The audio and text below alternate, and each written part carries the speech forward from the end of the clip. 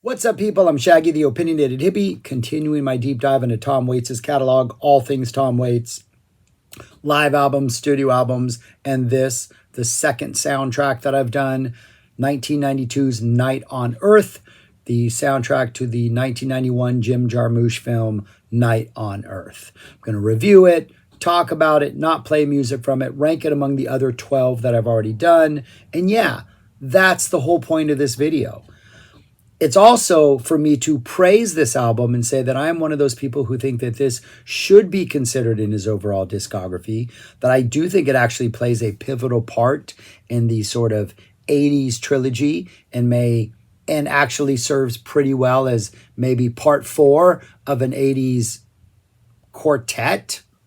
It's not called what is a 4-part movie series called? It's not a quadrilogy, a fourology. There's a name, right? I'm just forgetting what it is. Anyways, I think this album makes sense as you follow Tom Waits' career. It is mostly instrumental. There were 3 tracks that have vocals. One of those tracks I think is an absolute standout, kicks off the album really well. The other 2 I think serve their purpose really well. One of them, you get the first one to lead off the album, which is in a way deceptive because then you get a whole bunch of instrumental tracks. Then about almost like the beginning of the last third, almost like a little more than halfway through, you get the second one with vocals. And while it's not, I would say, a home run or one of those must-hear Tom Waits vocal performances, it fits really well in the album. It's not needed. I think this could have been an opening vocal song and then a bunch of instrumentals. I was having a good time up to that point. I don't need that vocal track, but it works. It's a softer, more reel it back type vocal performance. And so it doesn't like change the tone of the album in any drastic way, and it really works. I do think the third one is the weakest of the 3. It's the penultimate song, but it also works to kind of bookend the album. So prior to this, he had released his 3 albums in the 80s, which are generally, Frank's Wild Years was the 80s, right? 87, which are generally considered like his sort of apex mountain trilogy, to steal a Bill Simmons term. Swordfish Trombones, awesome, perfect album. Rain Dogs, the even more perfect version of Swordfish Trombones. And then Frank's Wild Years, kind of operating in the same musical template, but kind of maybe trying to turn it into a play, investing a little more in like a character aspect of it, a little more performance art instead of the first 2 albums, which while they had that character-driven side, his lyrics always have, it felt more personal or darker or more intense, where the third in the trilogy, Frank's Wild Years, does really feel more like a performance, like he's being Tom Waits, the showman or a character or whatever. But another really, really strong album. And I think musically, this one, even if you ignore the movie and acknowledge that it's not a soundtrack, right? You act like it's not a soundtrack. It exists as its own album. I have not seen the movie, so I cannot comment on its effectiveness in the movie. Not a big movie fan here, generally. Just not something I ever got into as I have music. But I do think as an album, especially as sort of like the 4th of this trilogy, and I think if there ever were a box set put together of this era of Tom Waits, I think this is the last chapter. This is almost an epilogue, because you have Swordfish Trombones, which is just an opening third of a series that is just phenomenal. You are engaged, you're dragged in, you're invested. The music is this like weird junkyard, blues, jazz, all these eclectic instruments, very percussion driven, very, to a degree, there's that Tom Waits carnival-esque, I'm a Barker type vibe that kind of goes through some of the material, very like New Orleans marching type stuff, right? But it's dark and it's really well done and the lyrics are fantastic. Swordfish Trombones was perfect. Then Rain Dogs just is a better version of Swordfish Trombones. And it even incorporates maybe a little more elements from earlier in his career, but in a new, updated 80s. If like beat poetry had resurfaced in the 80s, but now it knew punk and it knew jazz and it was more jazz. Rain Dogs is just amazing. And then Frank's Wild Years is almost a watered down version of Rain Dogs, made palpable for the stage, maybe for a theater audience. It's still a fantastic album, but there are moments where, like, all right, we don't need to go Vegas schmaltzy at any point in time. So, it's not as smooth an album, but it's still a really good album. But it almost feels like you need something else because it is somewhat of a disappointment after the perfection of the second album. It feels like something else needs to happen with this template, with this vibe, with this sort of period of his music to like put a little, exclamation point on it even. And I think that's what this album does. The very first song, Back in the Good Old World, has that Rain Dogs, Junkyard Blues, old country, carnival, electric, like just swirling type vibe that I think would have fit on any of those first three albums. Maybe a little of a darker vibe and not quite as carnival-esque, but I think it is very much, sounds like those first three albums, is sonically in the spirit of those first three albums.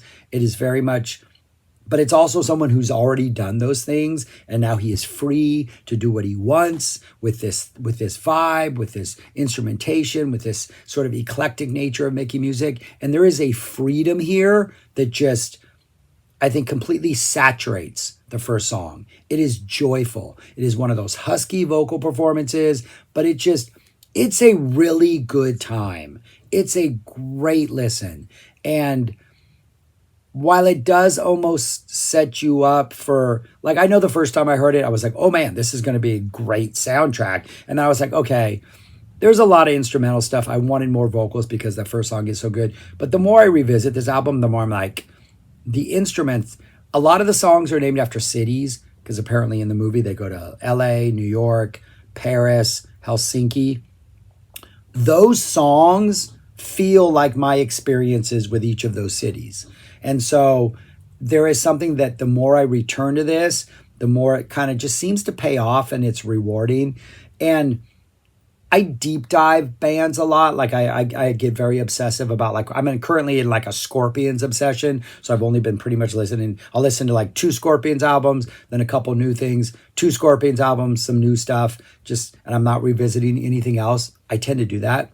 And every time I do that, I sort of reevaluate where albums are tiered within that catalog. And this is one of those albums that every time I do a Tom Waits deep dive, it kind of moves up. And I feel like it gets a little better. It delivers on its promise of like this instrumental, heavy, just atmospheric album. But the instrumentation is fantastic and the vibes are good. And I don't know. I really think this is an underappreciated little gem. It's not as good as Rain Dogs or Swordfish Trombones or Small Change or any of these other things that are going to be ranked higher on my list. You'll see the list at the end. But Closing Time, for sure, no. One of my favorite albums. And so it won't be ranked that high, but I also don't think it's a bad album. It's a really, really, really good album. Yeah, all right. So let's get to the songs. Opens up with Back in the Good Old World, which is a great just vocal performance, instrumental that's amazing. Not instrumental, vocal performance with music, instrumentation that is amazing. Then we get 2 songs from Los Angeles. We get Los Angeles Mood, parentheses, Chromium Dissensions, and then Los Angeles Theme, parentheses, Another Private Dick. They feel like Los Angeles. These, I think, are 2 of the best songs on here. I think they're absolutely fantastic. I think even if you don't know what they're called, they work as instrumentals. Knowing what they're called, I was born and raised in LA. There's a part of LA I love, mainly the beach communities. That's my vibe. And to me, this captures LA. Los Angeles Mood is a nighttime mood, not necessarily in LA, but maybe like in the valley, like one of those long boulevards that stretches for like 10 miles and you just see the street lights and an occasional car. It's that vibe with some amazing King Crimson-ish type of guitar that just kind of lingers and just drops these sustained notes that just kind of like almost punctuate the song like the street lights that you're driving by. Only things are getting weird and twisted and all that kind of stuff. Fantastic. And then Los Angeles Theme, Another Private Dick, has a noir vibe.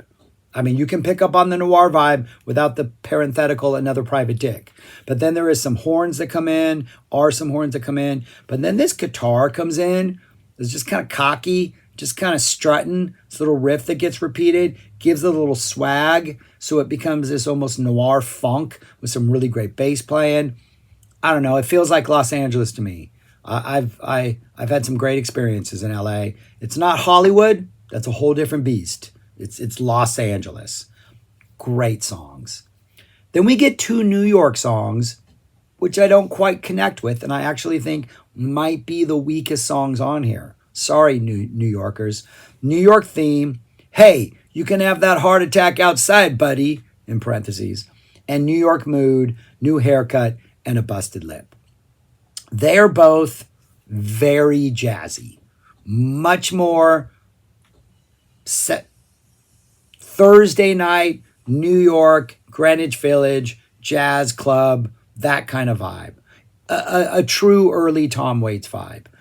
Not the the LA songs are not, this sounds more like Tom Waits' version of LA from the 70s, but a New York vibe.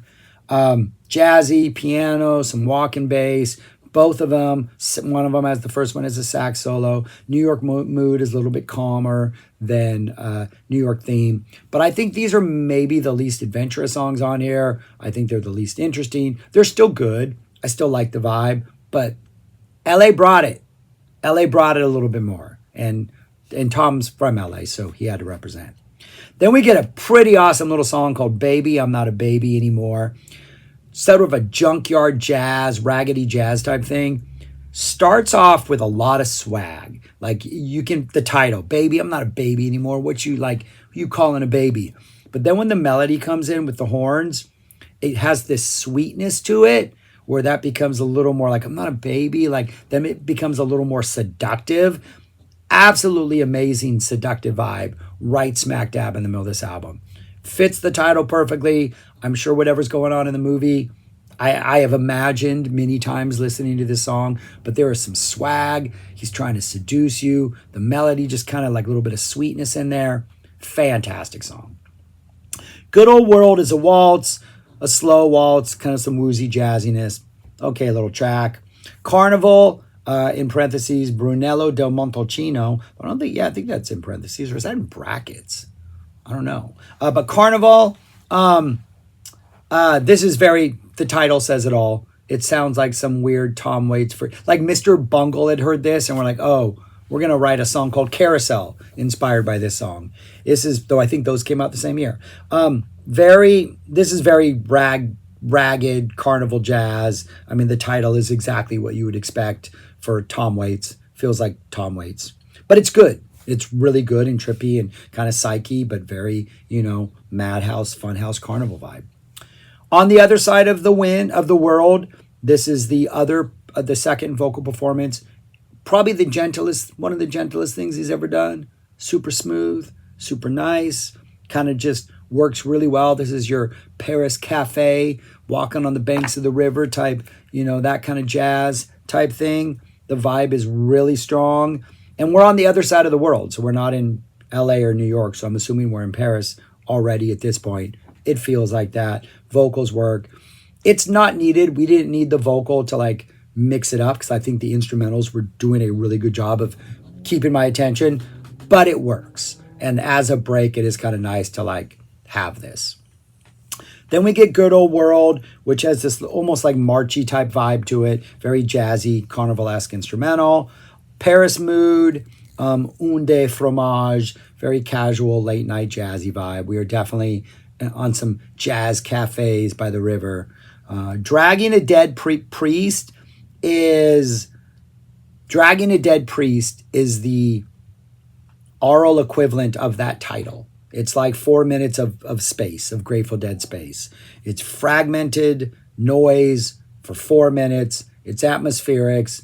It's in the movie, if they're actually dragging a dead priest, this music is going to work perfectly for that. Let me know if that's what happens. Interesting, but it's at the perfect time in this album. If you were a Deadhead, this literally comes when space would come. And so it works perfectly in sort of the ebb and flow of this album. Helsinki Mood is next. Feels like all of Scandinavia. Kind of just bright, but not like summer bright, almost a muted brightness, a coldness to it, sort of a rigid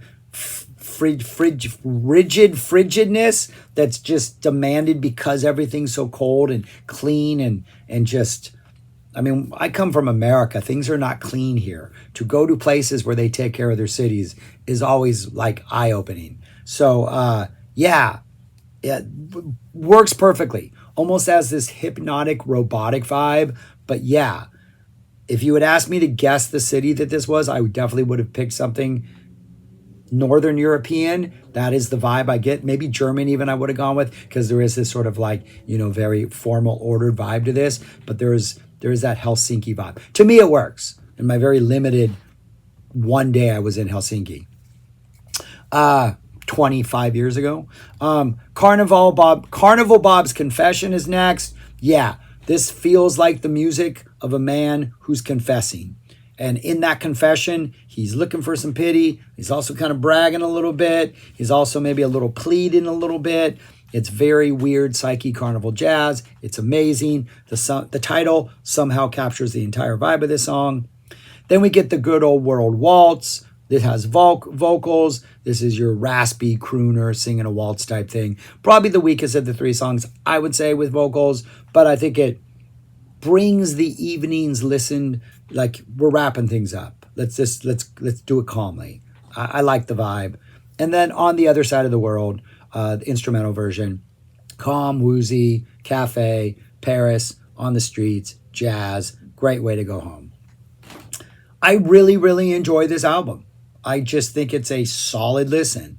It doesn't have this sort of deep payoff that things like Rain Dogs and Swordfish Trombones and even something like Small Change give you on repeated listens. I don't think there's that depth because we only have 3 vocal songs and the lyrics are so valuable to Tom Waits. But as instrumental songs, like, I can imagine the stories that are being told. I can imagine being in these places. The LA songs feel like my experience of LA. New York feels almost stereotypical of New York with that late night jazzy thing. Paris, I've been to Paris. It feels like Paris. Helsinki feels like my experience with Helsinki. I think a story is being told instrumentally that I'm able to, at least in my mind, construct some sort of like lyrical narrative as I'm listening and enjoying this. And it's eclectic, in a way. The rough edges have been smoothed from like Swordfish and Trombones, but it's still this weird junkyard blues, jazz, percussion is anything you can hit era of Tom Waits. And I think it is a good part 4 of the trilogy. My problem is, I think the next album works as a really good part 5. So I don't even know really what to call any of this. I think this all makes logical sense. But anyways, I like this album. Again, it's mostly instrumental, 3 songs. One of them I think is only the mind-blowing one. But I recommend it. I think it's a good listen. All right, where would I rank this? I have it there, number 9 out of 13. Yes, I have it above Heart of Saturday Night. I just listen to this more often.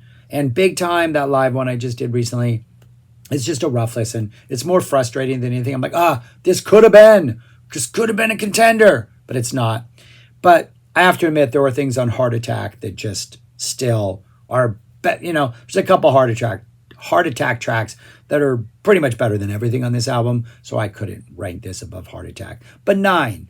And it's one of those that it's creeped up over the years, slowly. It maybe one day I find more value in this than Heart Attack, and it takes another chunk. But who knows? Who knows? All right, that's all I got. Thanks for watching. Subscribe, like, share, comment. Let me know your thoughts on this. If you listen to it, things I might have messed up on, all that kind of stuff. Peace. Talk to you later.